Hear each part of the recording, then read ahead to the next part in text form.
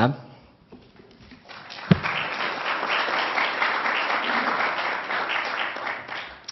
Thank you all for coming. And there are seats up front if anybody's standing in the back. I was saying to Tammy Drought, our wonderful colleague at Demos, that this was too early to start a program in Washington, and as usual, I was wrong. I'm glad you're all here. Well, what does Main Street need from Wall Street, and what regulatory structures and concepts do we need? That's our subject for this first panel. There is a huge debate to be had, and I'm sorry to report that for the most part that debate is not the center stage debate that's being held in Congress or even among the people representing the new administration. Most of us are thrilled that Barack Obama will soon take the oath of office as the 44th president, but most of us who follow these issues are also somewhat dismayed by his appointments in the area of economic policy and financial regulation. We have Larry Summers, one of the architects of deregulation, Gary Gensler, recently appointed to head the Commodity Future Trading Commission, one of the architects of the idea that derivatives that are not exchange traded should be exempt from regulation. Tim Geithner, a good man, a good public servant, also has been present at the scene of the crime for the past several months in the complete failure of the TARP process to extract any transparency or behavior change in return. We have Mary Shapiro, appointed to head the SEC, coming out of the self-regulatory body that represents delegated self-regulation of the New York Stock Exchange and NASDAQ. 5,000 broker-dealers are not regulated directly by the SEC, but by the institution that Mary Shapiro heads. Somehow missed Bear Stearns, somehow missed the accounting scandals of the 90s, somehow missed Bernie Madoff, and an institution that's famous for going after small-time boiler room operations and missing the big stuff, that puts most of its efforts into consumer financial education, and FINRA's budget is about 4 times the enforcement budget of the SEC itself. We have Cass Sunstein, just appointed regulatory czar. He's in many respects a good progressive, but on regulation, if you've read his book, Nudge, he's a minimalist.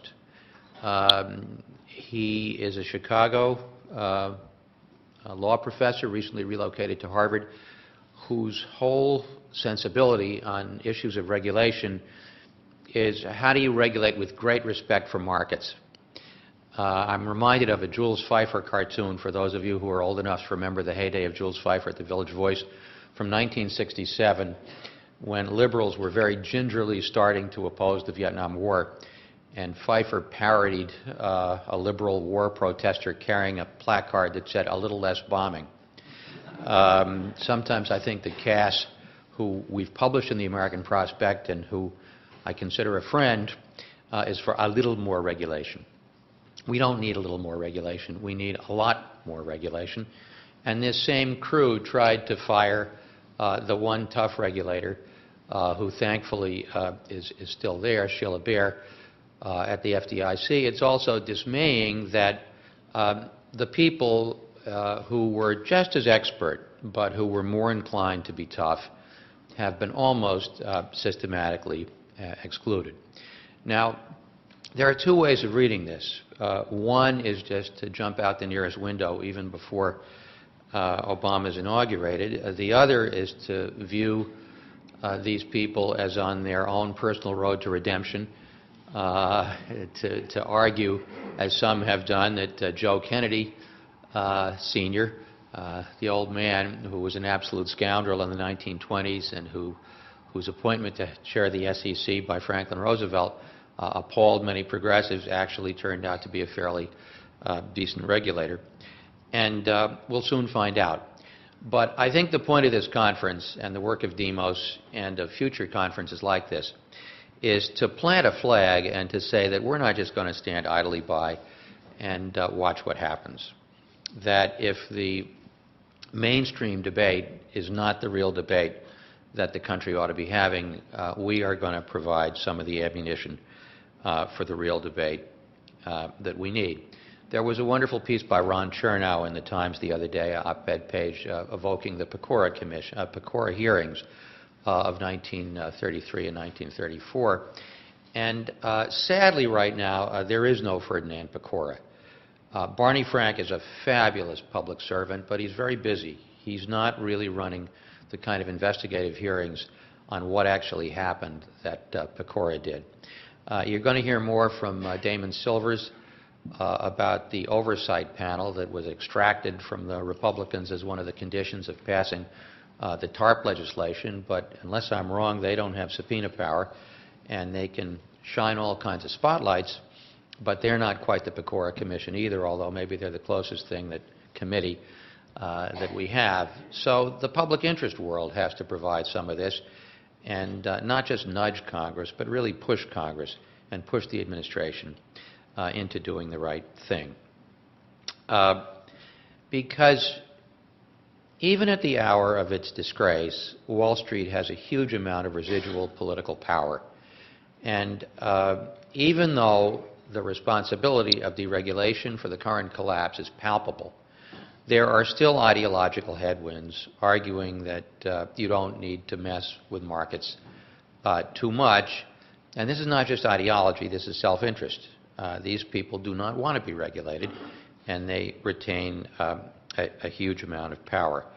I was at Russell Sage Foundation yesterday making a presentation on regulation, and one of the economists said, well, we're not absolutely certain that deregulation caused this. After all, after 70 years, the views of what caused the Great Depression are still in contention. They've changed. We need to be a little bit modest in our conclusions. And I said, I'm always skeptical of selective modesty on the part of economists. Because as a breed, they are totally immodest on the infallibility of markets.